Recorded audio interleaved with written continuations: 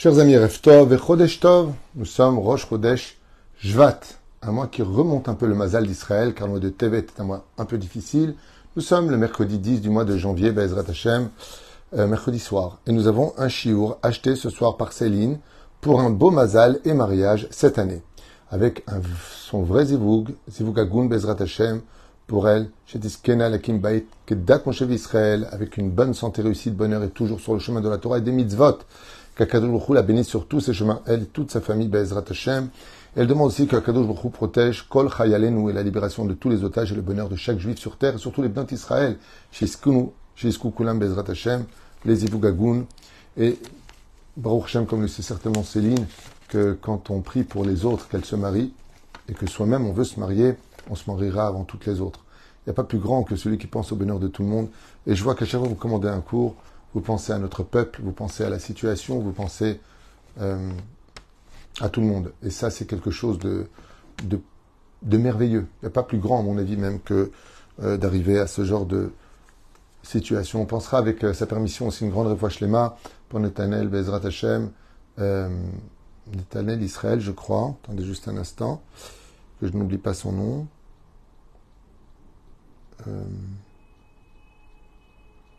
Netanel Israël ben Anat, Refoua Shlema Bachlama Meira Be'ezrat Hashem, Moratimi, Sarah Talia Bat Efrat Miriam, et toute notre liste, Refoua Shlema, Joël Bat Miriam, Twitou Be'ezrat Hashem, Kol Echad Ve'achat Mikem. La liste serait trop longue, tous nos blessés. Ve'lenushmat Kol Mete Israël. On commence tout de suite avec ce fameux esclavage terrible que nous avons vécu en Égypte pour concrétiser la nation d'Israël. Nous sommes rentrés en tant que famille et nous sortirons de l'Égypte en tant que nation. Voilà ce que nous avons appris de ces 4 parachutes qui vont laisser sortir Goy, Mikerev Goy, une nation qui sortira d'une nation. Et nous avons vécu un esclavage terrible, duquel le mot Eved en sera le titre. Eved Avadim Ainu le Pharaon be Mitzraim. Nous avons été des Avadim, fils de esclaves. Ce qui est très curieux, c'est que la Gemara nous apprend que le premier de tous les commandements que Moshe a inculqué aux enfants d'Israël à la sortie d'Égypte, c'est les lois justement de celui qui possède un esclave. Donc le mot Eved est traduit en français par le mot esclave, mais on peut le traduire aussi comme ouvrier ou serviteur. Par exemple, Ani Oved Bemif'al Ploni. Je travaille dans telle usine. Eved, ça ne veut pas forcément dire esclave, ça veut dire aussi serviteur ou tout simplement ouvrier. Mais dans le cas de la lecture de la Torah, on parle vraiment d'esclavage. D'esclavage veut dire contre la volonté de la personne dans un abus total et de grande souffrance. C'est ce qu'on appelle des avadim. Oufren, la première chose que Moshe a enseignée, c'est de dire aux enfants d'Israël, la première leçon que nous en sortirons ce soir, puisque nous allons faire un cours sur de toutes les mauvaises choses comme des bonnes choses, apprends toujours tout ce que tu pourras en retenir comme leçon pour t'améliorer. Et la première chose que va faire Moshe Rabbeinu, c'est de dire aux enfants d'Israël, n'oubliez jamais que vous avez été des esclaves, que vous avez eu faim, que vous étiez fatigués, que vous aviez envie de dormir, que des fois vous aviez soif et qu'ils ne vous ont rien donné. N'oubliez pas ces souffrances, car si demain, vous-même possédez des serviteurs, rappelez-vous ce que vous avez subi. Ainsi donc, les lois justement qu'on retrouvera dans la paracha de Mishpatim, où là-bas, Be'ezrat Hashem, on apprend les lois de l'esclavage. Nachon, si tu possèdes un esclave, voici ceci et cela. En réalité, ces lois ne sont pas venues après le don de la Torah. La Gemara nous dit, elles nous ont été enseignées dès la sortie du pays d'Égypte, pour rappeler à chaque juif, apprends de tes douleurs, de ne pas les communiquer à quelqu'un d'autre, qui prendra peut-être un jour ta place. Et ainsi donc, Be'ezrat Hashem, c'est la première leçon qu'on puisse en prendre. Alors, j'ai écrit quelques points, en espérant que cette étude, Be'ezrat Hashem, nous éveillera, surtout aujourd'hui, à comprendre et à ne jamais oublier ce que dit la Haggadah de Pessah. C'est que si Dieu ne nous avait pas fait sortir du pays d'Égypte, encore aujourd'hui, et oui, en ce mercredi 10 janvier 2024 de l'ère vulgaire, nous serions encore esclaves en Égypte. Si Dieu n'avait pas fait cette extraordinaire épopée de la sortie d'Égypte, les 10 plaies, nous serions encore tous des esclaves en Égypte, et ce pour l'éternité. mais Akadosh Baruch Hu a eu pitié de nous, nous a sortis du 49e degré d'impureté pour nous sortir du pays d'Égypte où personne ne pouvait fuir pour des raisons qu'on va étudier et prendre pour nous. Cette dimension de l'esclavage est tellement importante aux yeux du judaïsme que nos chachamim ont fixé tous les matins que, hommes comme femmes, nous allons prononcer au nom de Dieu une bénédiction. Baruch ata Hashem Elokeinu melech haolam shelo asani aved. Eved, qui ne m'a pas fait esclave. Et la femme dira shelo asani shifra, qui ne m'a pas fait servante. Un clin d'œil d'ailleurs pour les couples. Tous les matins, ta femme elle dit je suis pas une servante, alors n'en fais pas d'elle une servante. Et tous les matins, un homme il dit shelo asani eved, je suis pas un esclave, alors ne fais pas de ton mari non plus un esclave. Au contraire, puisqu'il a juré sur le nom de Dieu une personne qui ferait souffrir son conjoint, au point de le rendre esclave par des tortures morales, comme on appelle ça l'harcèlement moral et autres, il aura fait faire bracha levatala à celui qui l'a dit. Donc comme on a le devoir de le dire quoi qu'il advienne, à chaque juif de faire de son prochain une reine ou un roi, de telle façon à ce que la bracha ne soit pas dite avec contrariété. Tu as travaillé, alors écoutez bien, ces clins d'œil de l'étude très sympathique sur pourquoi Kadosh Baruch Hu nous a fait travailler en tant qu'esclaves pendant ces 90 ans, en réalité 86 ans dans l'absolu, d'esclavage mamache. Qu'est-ce qu'on peut en retenir? Au sage de nous dire, tu as travaillé comme un chien pour recevoir des humiliations et des coups de fouet. Dieu t'a sorti de là-bas car maintenant tu travailles comme un prince pour un salaire éternel. Première chose à retenir, tu as travaillé pour Pharaon, qui t'a menti, qui t'a arnaqué, qui t'a fait travailler, il t'a donné des coups de fouet, il t'a jamais dit merci, il t'a humilié, spolié, massacré, volé, la totale. Et tu as travaillé pour lui, sans aucun salaire. Et qu'est-ce que tu disais, Pharaon? Mais ton salaire, c'est que tu pourras te permettre de dire que moi j'étais esclave en Égypte et j'ai travaillé pour Pharaon, le roi. Là, il te dit, maintenant tu travailles comme un prince. La Torah nous demande d'être propre, d'avoir de beaux habits, d'avoir une maison qui est lavée, qui est propre, une bonne épouse, de beaux enfants. Tu es un prince. Tu as donné la Torah, les mitzvot, tu représentes la volonté d'Hachem. Et pour chaque petit geste que tu feras, ton salaire sera éternel. Pas des coups de fouet, que du bonheur. Un sourire qui ne disparaîtra jamais de tes lèvres, pour l'éternité dans un monde de lumière et d'amour éternel. Première chose à retenir, n'oublie pas d'où tu sors et quelle chance tu as. Deuxième point, tu as travaillé pour Pharaon, un tyran, un immoral, qui tuait 150 bébés le matin et 150 bébés le soir pour se baigner dans leur sang, pour se guérir d'une lèpre qu'il aurait eue selon l'histoire. Maintenant, tu mérites de travailler pour le roi des rois, créateur de la perfection. Il y a une différence. Pharaon t'a fait croire qu'il était Dieu et qu'il était un homme superbe. Tu as travaillé pour un tyran et un assassin. Tandis que là, dans le don de la Torah, tu as travaillé pour le roi des rois, celui qui a créé lui-même toutes les perfections de ce monde, le cœur, la gentillesse, la compassion et autres. Troisième point, tu étais inexistant comme peuple aux yeux des nations. Personne ne parlait des Hébreux, ils n'intéressaient personne. Aucun peuple disait « Ah, t'as vu, il y a des Hébreux ?» Personne ne connaissait. Depuis que tu es sorti du pays d'Égypte, tu es sur les lèvres de toutes les nations du monde, et ce, jusqu'à encore aujourd'hui. Il peut se passer une tonne de choses dans tous les pays du monde, comme en Chine où ils massacrent des musulmans, en Afghanistan, il s'est passé des choses terribles. On a fait un cours sur cela justement, où on a montré que Béhémet, il se passe beaucoup de choses. Là où il y a des juifs, on parle. Là où il y a des juifs, ça intéresse le monde. Et c'est ce que je suis en train de vous lire a été écrit il y a 2000 ans. C'est fou. Tu étais inexistant comme peuple aux yeux des nations du monde. Depuis que Dieu t'a fait sortir du pays de l'esclavage, tu es sur les lèvres de toutes les nations du monde. Partout où on va. Hitler, les seules personnes qui l'ont intéressé, c'est les Juifs. Avant lui, Haman, Achashverosh, Titus, Blisov, Nabucodonosor. Qu'est-ce que font les Juifs? Où sont les Juifs? Qu'est-ce qu'ils deviennent? Qu'est-ce qu'ils ont acheté? Qu'est-ce qu'ils possèdent? Qu'est-ce qu'il y a? Qu'est-ce qu'ils disent? Qu'est-ce qu'ils font? Non, à ce point-là, ok? Il dit, tu étais oublié. Ok? Personne ne s'intéressait à toi. Et aujourd'hui, on ne s'intéresse qu'à toi. Pour le bien comme pour le pire. Cinquième point, tu n'avais pas de terre. Quand on est sorti, on n'avait pas de terre. On était esclaves en Égypte. Et maintenant, Akadosh Baruch Hu te fait vivre et t'a promis de t'amener sur la terre de tes pères, comme c'est marqué dans la paracha de Vaïra, donc ce qu'on est en train de lire maintenant dans la Bible. Je te ferai sortir du pays d'Égypte, comme je l'ai promis à tes pères Abraham, Yitzhak et Yaakov, pour te donner la terre où s'écoule le lait et le miel. Ainsi donc, la terre de Dieu lui-même, puisqu'il est marqué dans la Torah que les yeux de Dieu exigent cette terre du début de l'année jusqu'à la fin de l'année, où vit le Créateur du monde, sur la terre sainte. Et c'est là-bas que Dieu te donne cette terre. Un Dieu, normalement, c'est sa terre, tu rentres pas chez lui. Pas n'importe qui peut marcher, cracher, dormir, vivre sur la terre du roi des rois. L'infini, qui a créé l'infini, pour comprendre un peu de quoi on parle, il réside sur une seule terre, en haut de la montagne de Jérusalem. Et il te dit, t'es mon associé, tu viens vivre ici. Alors que là-bas, tu vis dans une province de Goshen que tu n'as même pas pu prendre avec toi, alors que cette terre nous appartient là-bas comme cadeau de Pharaon à Sarah Imenu. Et maintenant, Dieu t'a donné une terre. 6e point, tu étais esclave sans jour, ni semaine, ni temps.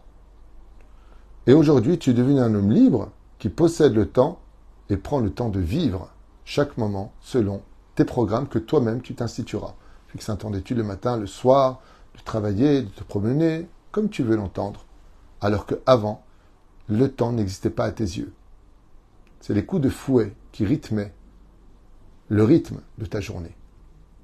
7e point, tu n'avais aucune fête. Aucune fête. Quand on était esclave en Égypte, personne ne fêtait rien. Pas de Pessah, pas de Shavuot, pas de Sukkot, rien du tout. Pas d'anniversaire, rien. Depuis que tu es sorti du pays d'Égypte, tu es rempli de fêtes et d'événements. Brit Mila, Pidyon Aben avant. Tu as la Brit Mila, tu as le Pidyon Aben, tu as Baruch Hashem, la Bar Mitzvah, tu as le mariage, tu as le Sium HaSechet, tu as tellement de fêtes. Pessah, Shavuot, Sukkot, Shabbat, Yom Tov, Chol HaMoed. Un juif est toujours en fête. Comme je le dis souvent d'ailleurs, un juif au régime, il ne peut pas être religieux. C'est impossible. Parce que quand il dit demain je fais un régime, il y a toujours un événement. La bar mitzvah, le Yefchar, c'est toute la journée, Bli'ainara. Toute la journée. Et la reine, tu étais un peuple qui n'avait aucune fête et tu es sorti du pays pour faire la fête. Puisque la vie du juif est empreinte de constamment de joie. Tu as été choisi par Pharaon pour être son esclave, tandis que l'Éternel, ton Dieu, t'a choisi pour être son peuple. Comme ça le dit la Torah. Ainsi le dit la Bible. Asher bahar banu mikol ha'amim venatananu et torato. Je vous ai choisi parmi les nations pour recevoir ma Torah. Donc, Pharaon t'a choisi par contre pour faire de toi l'hébreu un esclave, et là Dieu t'a choisi pour être son peuple à lui. Encore un point à retenir. Even masu abonim aïta le rosh pina. On a fait de toi, et ce dans toutes les époques. Le peuple d'Israël a toujours été accusé de tout depuis des décennies. Des décennies. Que ce soit pour la Babylonie, que ce soit pour la Perse, que ce soit pour la Grèce, que ce soit pour Édom, que ce soit pour tous les sujets. Toujours le peuple d'Israël a été accusé. L'autodafé, rappelez-vous ce qui s'est passé à l'époque sur la grande place de Paris. Rappelez-vous ce qui s'est passé pendant tous ces pogroms qu'ont vécu les Juifs et ceux dans tous les pays, surtout en Russie. Les Juifs ont toujours été accusés de tout. Par exemple, à l'époque, à Prague, il y avait une espèce de chasse aux Juifs, il y a à peu près 400 ans de cela, 500 ans de cela, qui consistait à accuser les Juifs de prendre du sang de bébé, de le mettre pour faire la matzah de Pessah. Pour faire la matzah de Pessah, comme ils se sont basés sur la Bible, comme quoi qu'on a pris le sang de l'agneau de Pessah, qu'on a dit, on l'agneau pascal en français, et qu'on a fait les frontaux, pour la fête de Pessah, on dit alors les Juifs, ils tuent des bébés, ils accusaient les Juifs de tuer des bébés pour mettre la matzah, la galette de Pessah, à l'intérieur. Il y a 400 ans de cela. Ok ? Jusqu'à ce que le Maharal de Prague ait remis les points sur lui avec le roi, en disant, mais nous, on ne peut pas manger de la viande si elle n'est pas cachère. S'il y a du sang dans l'animal, on ne peut pas le manger. Vous voulez qu'on mange du sang humain ? Il dit, mais c'est vrai, dans les lois juives, c'est interdit. Il a compris la supercherie. Et de tout temps, ça a été comme cela. Et ça, c'est ce qu'a dit le roi David. Even maswa bonim. On a toujours fait de nous, c'est vous, et vous êtes en bas, et vous les Juifs, et vous les Juifs.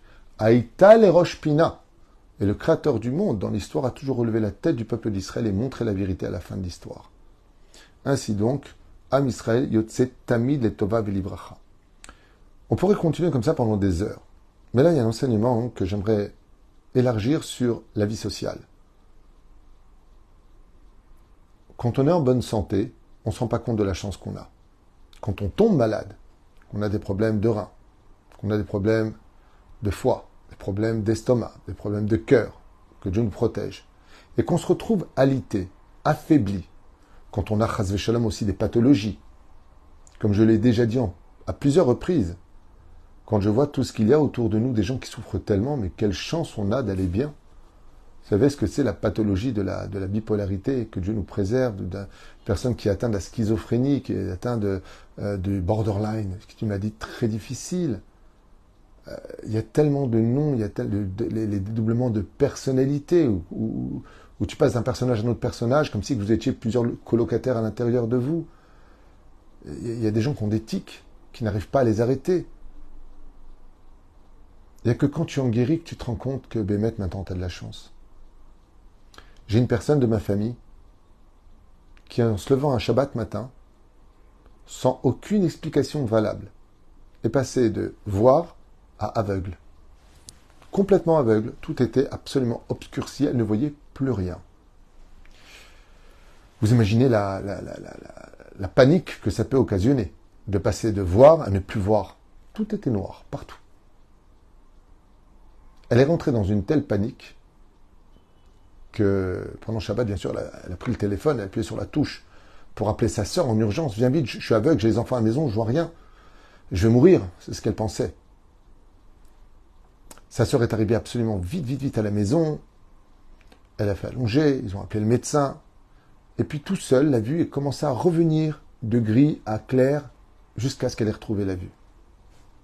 Après avoir recouvré la vue, elle s'est embrassée les yeux.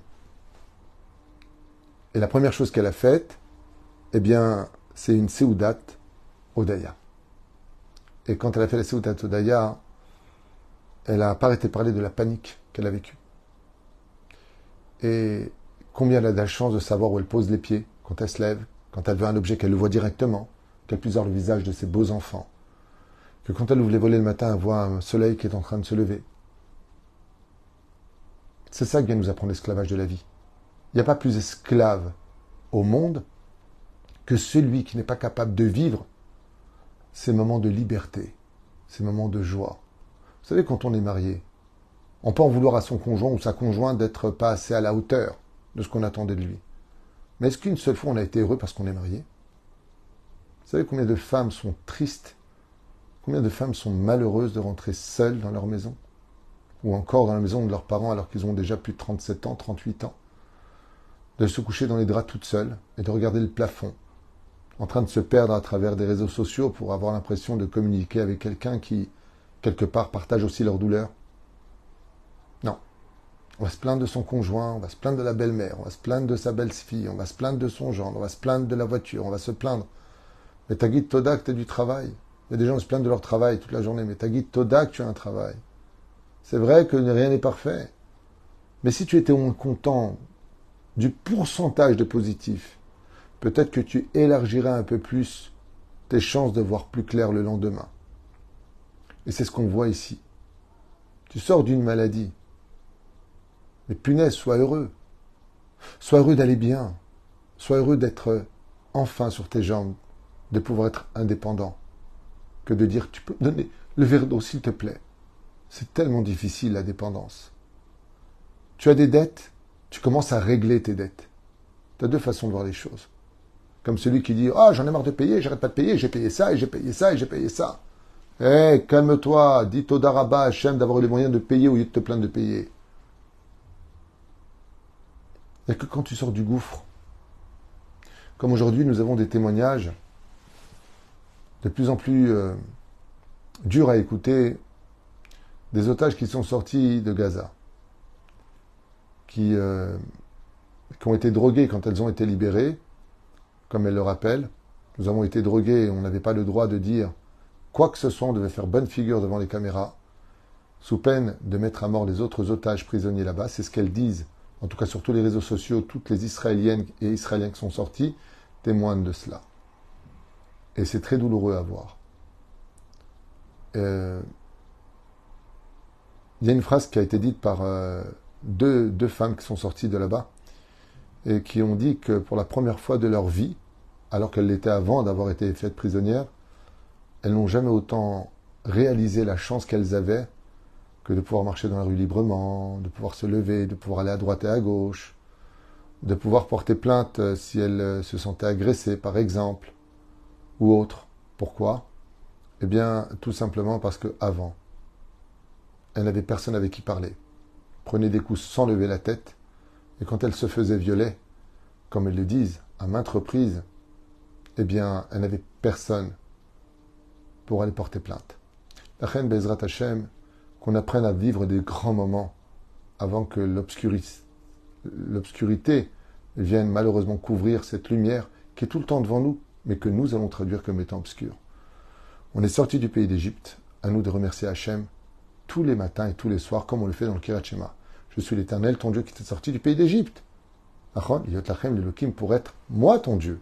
Vous avez travaillé pour Pharaon avec des coups de fouet dans l'humiliation, et moi, je relève votre tête et vous donnerai un salaire éternel. Alors au moins, souriez. Baruch Adonai Leolam, Amen ve Amen.